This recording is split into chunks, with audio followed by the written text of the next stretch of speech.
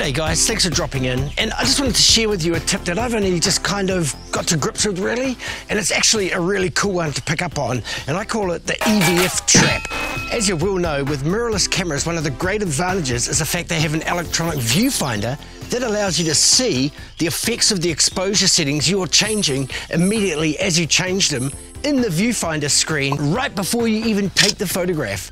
And that is a massive advantage. It really helps set you up with confidence the shot you're about to take is going to turn out as you expect it. But hey, one thing is, when you're looking through the electronic viewfinder, it does not show you the final image according to the shutter speed you have selected in your settings. So if you're shooting in any particular mode where you have control over the shutter speed, or the changes you make to the exposure affect the shutter speed, you may not necessarily see a true representation of what the image is going to look like after you take the shot. And the reason for this, of course, is because what you see in the electronic viewfinder is a perfectly crisp image of what's in front of you at that moment.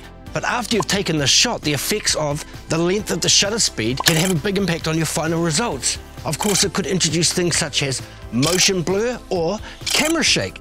So you do have to be aware that if your shutter is at a certain slow speed, you may not get the image you can see in your EVF. Look, this really is just food for thought, and if you are in those situations, you know, to quickly check your images to make sure they are sharp and that what you see is what you get. Hey, that's it, just a really quick tip, and we're going to leave it at that.